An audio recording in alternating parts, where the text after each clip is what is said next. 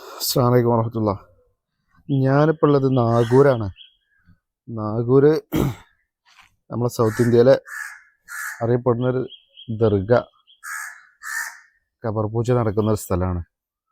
പ്രത്യേകിച്ച് കേരളത്തിൽ നിന്നുള്ള ആൾക്കാരാണ് അവിടെ കൂടുതൽ വരുന്നത്. മുസ്ലിയാക്കന്മാർ ഇതൊരു വരുമാനമാർഗ്ഗമാക്കി എടുത്തതാണല്ലോ. ഖബർ എന്ന് പറയുന്നത് ഒരു വരുമാനമാർഗ്ഗമാണ്. അത് നല്ലോണം ഉപയോഗിക്കുന്നത് നമ്മളെ കേരളത്തിലുള്ള മുസ്ലിയാക്കന്മാരാണ്. അപ്പോൾ അവിടെ ഒന്ന് പോയി നോക്കട്ടെ എന്തൊക്കെയാണ് അവിടെ നടക്കണമെന്നുള്ളത്. ഒരു കേരള വഹാബി നാഗൂർ ദർഗയിൽ നോക്കാം നമുക്ക്.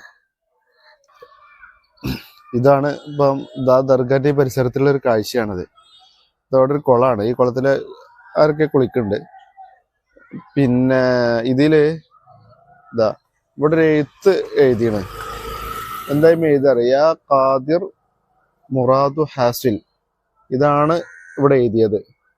ഈ കഴിവുള്ളവരെ ഞങ്ങൾ മുറാദുകൾ ഹാസിലാക്കി തരണേ. അപ്പൊ ആഗ്രഹ സഫലീകരണത്തിന് അതിനാണ് സാധാരണയായിട്ട് ദർഗയിലേക്ക് വരുന്നത്. എന്നാൽ ഇസ്ലാം പഠിപ്പിച്ച ഖബർ സന്ദർശനം നമ്മളെ ഹാസിലും മുറാദാകാനല്ല, നമ്മളെ ആഗ്രഹങ്ങൾ നടക്കാനുള്ളതല്ല. നമ്മൾ പരലോകത്തെക്കുറിച്ച് ചിന്തിച്ചിട്ട് നമ്മൾ പരലോകത്തിന് വേണ്ടി പണിയെടുക്കണം. മരണത്തെക്കുറിച്ച് ചിന്തിക്കാനും ഖബറിനെ കുറിച്ച് ചിന്തിക്കാനും നമ്മളിങ്ങോട്ട് വരണല്ലോ എന്നുള്ള ചിന്ത, ആ ഒരു ചിന്തയിൽ ജീവിച്ച് കൂടുതൽ ഇബാദത്തുകൾ ചെയ്ത് അള്ളാഹിൽ അടുക്കാൻ വേണ്ടിയുള്ള ഒരു മാർഗ്ഗമാണ് ഇസ്ലാമിലെ ഖബർ സിയാറത്ത്. പക്ഷെ ഇവിടെ വരുന്നത് എന്താന്ന് ഇവിടെ തന്നെ എഴുതിച്ചിട്ടുണ്ട്. യാ ഖാദിർ, കഴിവുള്ളവനെ ഞങ്ങളെ മുറാദുകൾ ഹാസിലാക്കണേ. ഇത് ആരാണ് ഇവിടുത്തെ ഖാദിർ? അല്ലല്ല. ഇവിടുത്തെ ഖാദിർ എന്ന് പറയുന്നത് ഈ ദർഗയിൽ കിടക്കുന്ന ആളാണ്. അങ്ങനെ പല ആൾക്കാരും പല ഭിക്ഷക്കാരും അങ്ങനെയാണ്. വളരെ വൃത്തിഹീനമായൊരു സ്ഥലമാണ് ശരിക്കും ഈ ദർഗ പരിസരമൊക്കെ.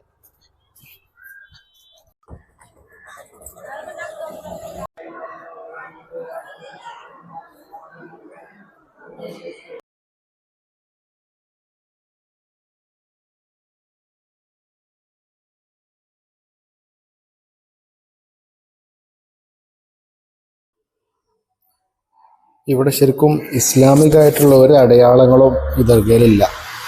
ആണും പെണ്ണൊക്കെ മിക്സായി, പിന്നെ ഔറത്തൊന്നും മറക്കാതെ പലരും പല സ്ഥലത്തും കൂടിയിരുന്ന് ഇങ്ങനത്തെ ഒരു നിലക്കും ഇസ്ലാമിന്റെ ഒരു അടയാളങ്ങളും കാണാത്തൊരു സ്ഥലമാണ് ശരിക്കും ഈ ദർഗകള്. ഈ നാഗൂർ ദർഗയിൽ ഞാൻ അങ്ങനെയാണ് കണ്ടിട്ടുള്ളത്. പിന്നെ ഇവിടെ ഈ കച്ചവട സ്ഥലത്തൊക്കെ യാ അലി, യാ ഹുസൈൻ, യാ ഹസൻ എന്നിങ്ങനെ ഷിയാക്കളുടെ എല്ലാ പാരമ്പര്യങ്ങളും ഇവിടെ കാണുന്നുണ്ട്.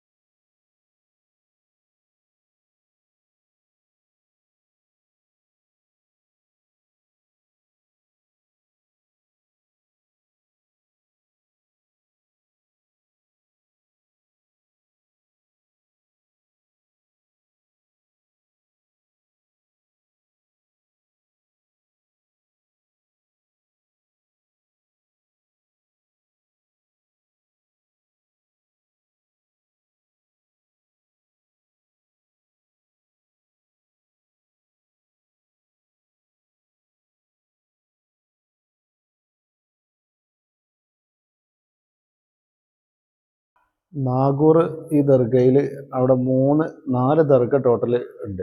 ഉള്ളിൽ ഈ ഉപ്പാപ്പ എന്ന് പറയുന്ന നാഗൂർത്തെ ഷെയ്ഖ്, അതിൻ്റെ അടുത്ത് 2 ഖബറും പിന്നെ പുറമെ കോമ്പൗണ്ടിന്റെ മറ്റൊരു ഭാഗത്ത് വേറൊരു ഖബറും. ഇങ്ങനെ 3 അവിടെ ഉള്ളത്. ശരിക്കും 3 നല്ല അത്യാവശ്യം ഹൈറ്റിൽ കെട്ടിപ്പൊന്തിച്ചിട്ടുണ്ട്. ഖബർ കെട്ടിപ്പൊന്തിക്കുന്നതിനെ കുറിച്ച് റസൂലുള്ളാഹി സ്വല്ലല്ലാഹു അലൈഹി വസല്ലം പറഞ്ഞത്, നഹാ റസൂലുള്ളാഹി സ്വല്ലല്ലാഹു അലൈഹി വസല്ലം അൻ യുജസ്സസുൽ ഖബർ. നബി സല്ലല്ലാഹു അലൈഹി വസല്ലം വിരോധിച്ചു, നഹ എന്ന് പറഞ്ഞാൽ വിരോധിച്ചു, അൻ യുജസ്സസുൽ ഖബർ, ഖബറുമ കുമ്മായ അടിക്കുന്നത്, യുബന അലൈഹി, അതിന് എടുപ്പുണ്ടാക്കുന്നത്, കെട്ടിടം ഉണ്ടാക്കുന്നത്, അതായത് കെട്ടിപ്പൊന്തിക്കുന്നത്, യുഖാദ അലൈഹി, ഖബറുമ പോയിട്ട് ഇരിക്കുന്നത്. ഇത് 3 ഒരു ഹദീസിൽ റസൂലുള്ളാഹി സ്വല്ലല്ലാഹു അലൈഹി വസല്ലം നിരോധിച്ചു എന്ന് പറഞ്ഞതാണ്. പിന്നെ നഹ എന്ന് പറഞ്ഞാൽ വിരോധിച്ചു. ഇത് മുസ്ലിം ഉദ്ധരിച്ച ഹദീസാണ്. അതുപോലെ തന്നെ റസൂലുള്ളാഹി സ്വല്ലല്ലാഹു അലൈഹി വസല്ലം പ്രാർത്ഥിച്ചിട്ടുമുണ്ട്. ഈ പ്രാർത്ഥനയും ഈ ഹദീസുകളൊന്നും ഒരിക്കലും മുസ്ലിയാക്കന്മാർ സാധാരണക്കാരെ പഠിപ്പിക്കൂല, അവർക്കത് കേട്ടിട്ടുമില്ല. അള്ളാഹുവിൻ്റെ റസൂൽ പറഞ്ഞു, അല്ലാഹുമ്മ ലാ തജ്അൽ ഖബരി ഈദ, അള്ളാഹുവേ എൻ്റെ ഖബറുടെ നീര് ആഘോഷം നടക്കുന്ന സ്ഥലമാക്കി മാറ്റല്ലേ. അള്ളാഹിൻ്റെ പ്രാർത്ഥന, റസൂലുള്ളാഹിൻ്റെ പ്രാർത്ഥനയാണ്. ആ പ്രാർത്ഥന അള്ളാഹു സ്വീകരിച്ചു. അതുപോലെ തന്നെ ഇത്തരം ഖബറുകൾ അനാചാരങ്ങൾ നടത്തുന്ന വിഭാഗക്കാരായ നസറാക്കളെ, യഹൂദികളെ അള്ളാഹു ശപിക്കട്ടെ എന്ന് റസൂലുള്ളാഹി പ്രാർത്ഥിച്ചു. ലഅനത്തുല്ലാഹി യഹൂദി വൻ നസ്വാറ തഖദ ഖുബൂറ അംബിയാഇഹിം മസാജിദ. അവരവരുടെ പ്രവാചകന്മാരുടെ കബറിടങ്ങളെ ആരാധന നടക്കുന്ന കേന്ദ്രമാക്കി.